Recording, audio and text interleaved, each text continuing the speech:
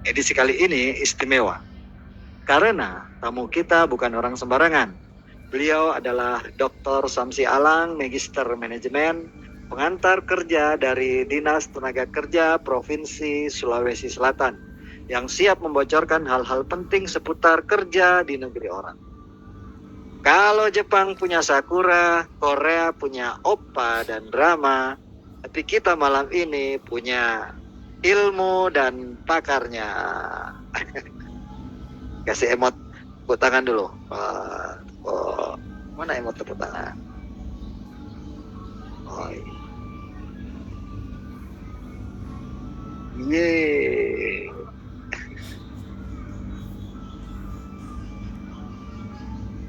Oke.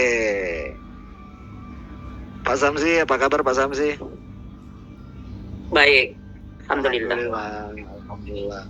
Suara saya jelas Pak Samsi ya? Iya jelas Pak.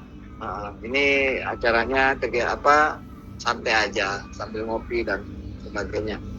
Pak Samsi, sebelum kita terlalu serius, boleh dong diceritakan dulu bagaimana sebenarnya pekerjaan seorang pengantar kerja itu. Apakah mirip tukang pos masa kini yang mengantarkan bukan surat tapi mengantarkan masa depan?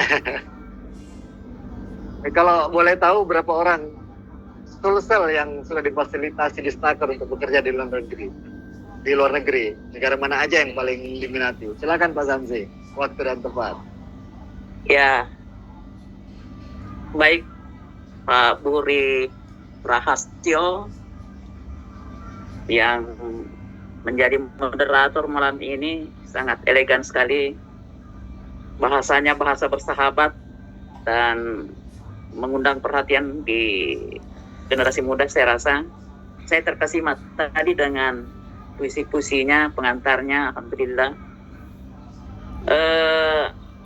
Ya memang fungsional pengantar kerja masih belum dipahami oleh sebagian besar masyarakat Sulsel.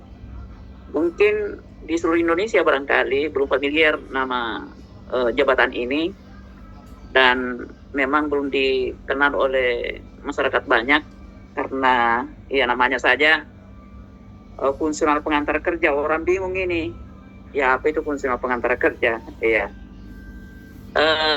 fungsional pengantar kerja melekat di Kementerian Ketenagakerjaan. Kalau di provinsi melekat di Dinas Tenaga Kerja dan Transmigrasi Provinsi Sulsel.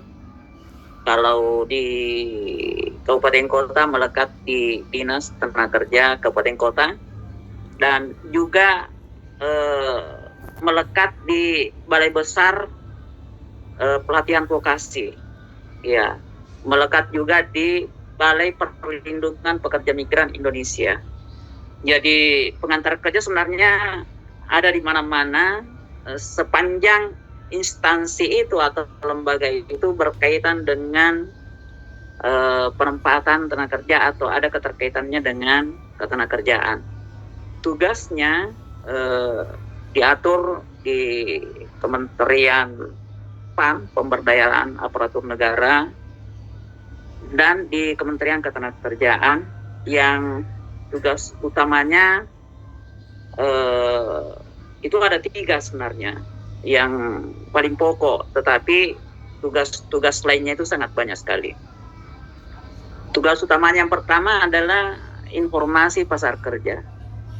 Informasi pasar kerja ini merupakan tugas untuk menyebarluaskan informasi peluang kerja baik di dalam negeri maupun di luar negeri, dan itu harus tersentuh ke semua lapisan masyarakat paling di bawah, sehingga masyarakat tahu persis bahwa ada lapangan kerja terbuka di sektor ini di negara ini, dan ini yang belum tersosialisasikan secara baik. Dan alhamdulillah melalui Pak Buri ini dengan live streaming ini bisa lebih membantu untuk menyebarluaskan informasi-informasi ini. Dan berbagai permintaan di kabupaten kota kita selalu berusaha untuk memenuhi, Dan untuk malam ini ya di di DKK Skadars melalui SMK Darussalam.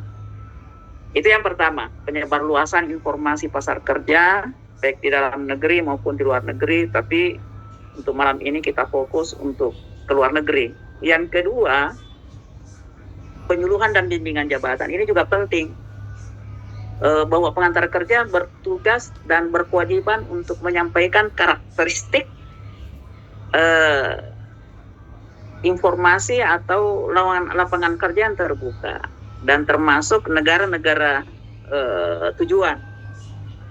Itu perlu agar karakteristik dari pencari kerja dapat menyesuaikan. Kalau misalnya karakteristiknya untuk bekerja atau kemampuannya atau keterampilannya adalah sektor IT misalkan, maka dia harus mencari negara yang membuka lowongan kerja dan ada dunia industri yang membuka lowongan kerja terkait dengan itu. Nah, ini harus matching antara karakteristik yang dimiliki oleh pencari kerja dengan karakteristik yang ada di perusahaan yang membuka lowongan kerja. Dan biasanya ini yang menjadi masalah kalau pencari kerja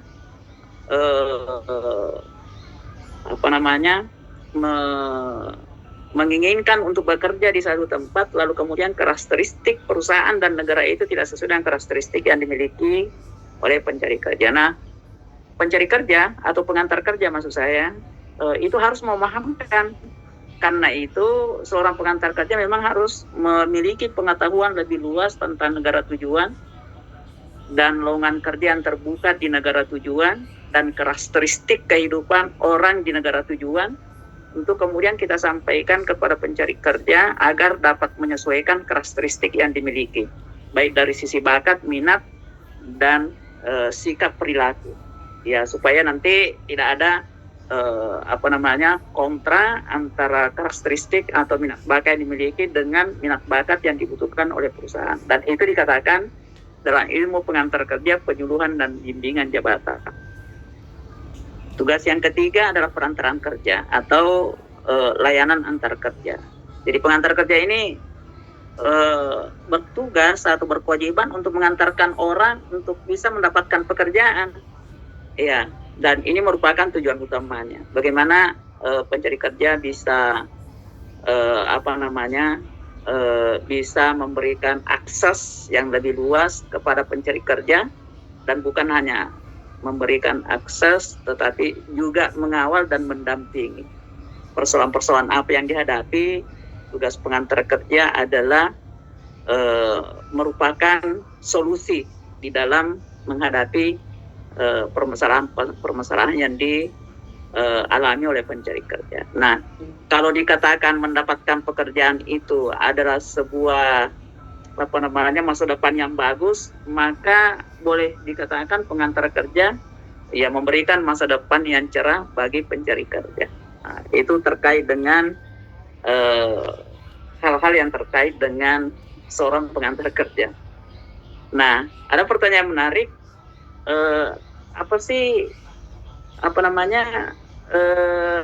peran pemerintah ya, atau sudah berapa banyak ini yang difasilitasi, karena tugasnya adalah memfasilitasi, memediasi, dan mengawal atau memberikan layanan antar kerja. Bagaimana ya? Saya coba dulu mengutip dari pernyataan dan informasi yang pernah disampaikan oleh Kepala Badan Perlindungan Pekerja Migran Indonesia yang pada waktu itu ya dijabat oleh Beni Ramdhani. Beliau mengatakan bahwa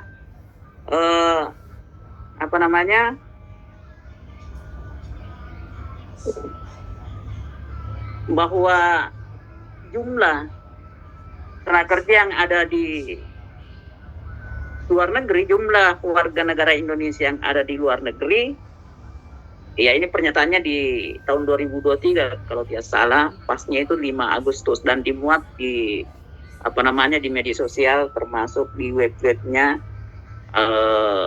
BP2 ini, bahwa jumlah tenaga kerja yang ada di luar negeri mencapai 4,7 juta jiwa. dan menghasilkan devisa negara sebesar 159,6 triliun. Dia terbesar kedua setelah migas. Tetapi oleh World Bank, Bank Dunia mengatakan bahwa tenaga kerja yang ada di Indonesia, di luar negeri, tenaga kerja Indonesia di luar negeri itu berkisar 9 juta. Berarti ada yang berangkat secara ilegal terdata di World Banking itu sekitar 4,3 juta. Nah, ini cukup besar ini. Dan warga sosial yang ada di luar negeri itu mencapai 74.000. 74.000 warga sosial yang diperkirakan atau yang terdata di BP2MI ada di luar negeri. Nah, cukup besar juga ini.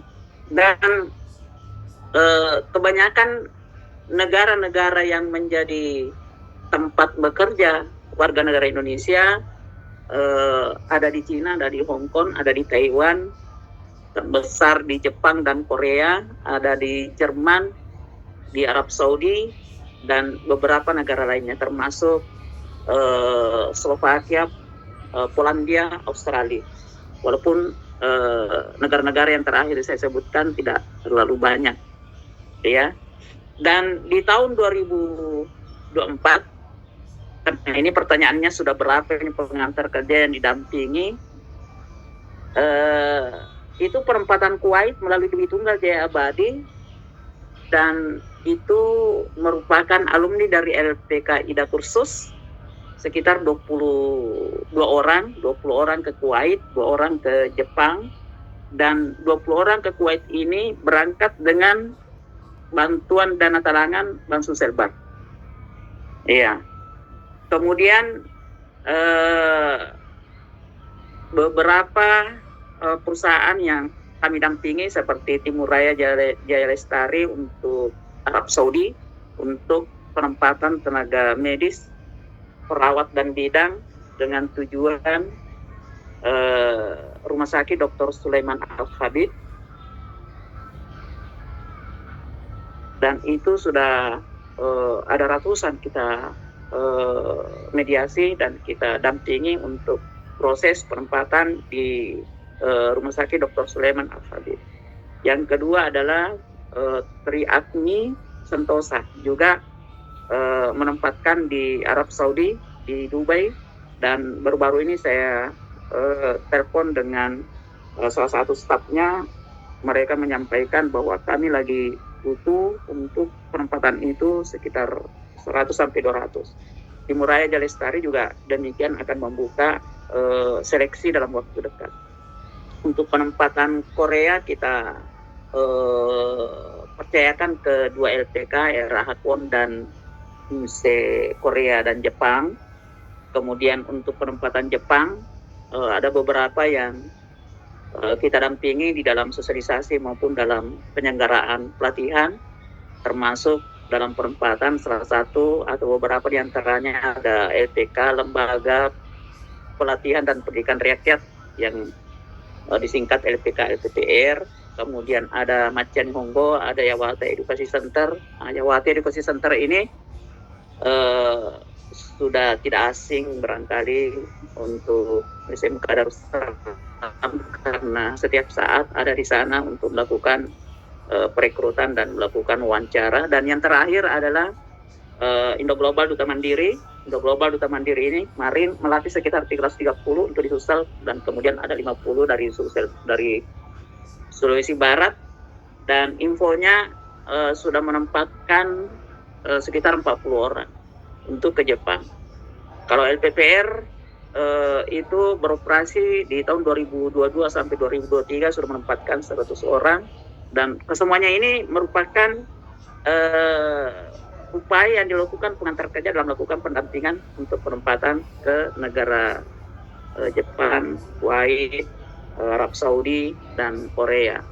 Dan baru-baru ini kami dihubungi oleh salah satu perusahaan penggerak yang menempatkan ke Jerman, dan sedang dalam pelatihan sekarang ini 8 orang, dan akan membuka lagi kelas baru di bulan Agustus, dan pendaftarnya ada 2 orang.